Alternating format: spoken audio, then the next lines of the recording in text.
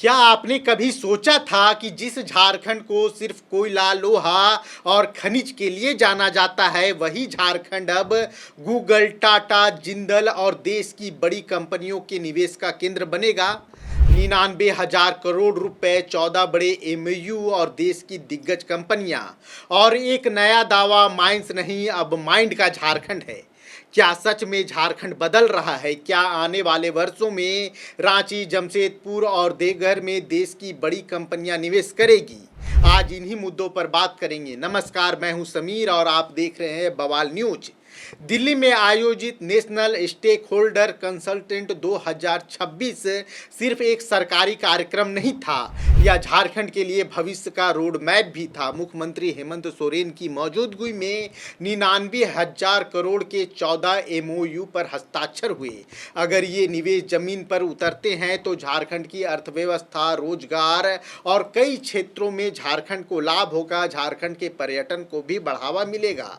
झारखंड सिर्फ खनिज का राज्य नहीं, अब निवेश का नया पता बन चुका है।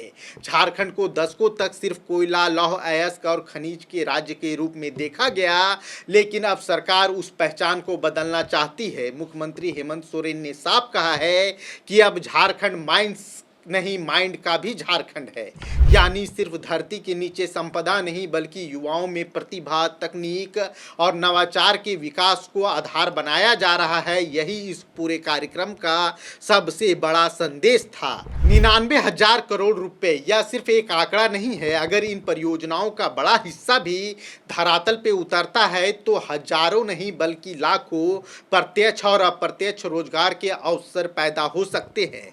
उद्योग आएंगे, सड़कें बनेगी, लॉजिस्टिक मजबूत होगा, आईटी सेक्टर विकसित होगा, पर्यटन को नई पहचान मिलेगी। यानी निवेश का असर सिर्फ उद्योग तक सीमित नहीं रहेगा, झारखंड की पूरी अर्थव्यवस्था पर दिखाई देगा। इस कार्यक्रम में जिन कंपनियों के साथ समझौता हुआ उसमें Google, Tata group, Jindal group, Varun beverages, Ease My Trip और कई राष्ट्रीय अंतर्राष्ट्रीय संस्थाएं शामिल है। यह सिर्फ निवेश नहीं बल्कि एक संदेश भी है। जब एक बड़े उद्योग किसी राज्य में निवेश करते हैं तो दूसरे निवेशकों का भी भरोसा बढ़ता है और यही वजह है कि झारखंड के लिए निवेशकों का नया पता अब झारखंड बनता जा रहा है। इस बार सबसे दिलचस्प बात रही कि निवेश सिर्फ स्टील फैक्ट्री तक सीमित नहीं रहा। IT, digital governance, artificial intelligence, infrastructure और टूरिज्म जैसे सेक्टर पर फोकस भी रहा। यानी आने वाले समय में झारखंड सिर्फ उद्योग का नहीं बल्कि टेक्नोलॉजी, सर्विस सेक्टर का भी बड़ा केंद्र बन सकता है। अगर ऐसा होता है तो युवाओं को नौकरी के लिए दूसरे राज्यों की ओर रुख नहीं करना पड़ेगा।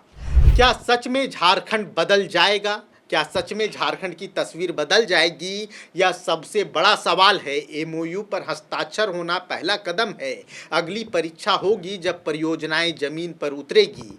सरकार के अधिकारियों को समय सीमा में काम पूरा करने का निर्देश दिया गया है। अगर निवेश समय पर हुआ तो झारखंड की अर्थव्यवस्था नए ऊंचाइयों पर छू सकती है, लेकिन ये समझौता सिर्फ फाइलों तक सीमित रह गया तो उम्मीदें अधूरी रह जाएगी। एक समय था जब झारखंड की पहचान सिर्फ खदानों से होती थी।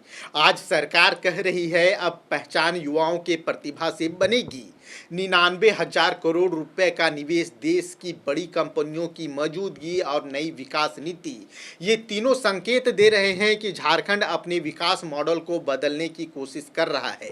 अब निगाह इस बात पर रहेगी कि यह विजन कितनी तेजी से जमीन पर उतरता है, क्योंकि राज्य की तस्वीर एमओयू से नहीं उसके सफल क्रियान्वयन से बदलेगी। अगर यह निवेश धरातल पर उतरता है तो आने वाले वर्षों में झारखंड सिर्फ खनिज संपदाओं के लिए नहीं बल्कि उद्योग, टेक्नोलॉजी, रोजगार और निवेश के नए मॉडल के रूप में पहचान बना सकता है। अगर आपको यह विश्लेषण पसंद आया तो हमारे वीडियो को लाइक जरूर कीजिएगा। झारखंड और इस कार्यक्रम के बारे में आप क्या सोचते हैं? क्या आपको लगता है कि झारखंड की तस्वीर बदलेगी? क्या आपको लगता है कि हेमंत सोरेन की यह पहल रंग लाएगी? जो भी आपका जवाब हो वो हमें कमेंट बॉक्स में जरूर बताइएगा। जोहार, जय झारखंड। खबर का मतलब बवाल न्यूज। हमारे चैनल को सब्सक्राइब जरूर करें।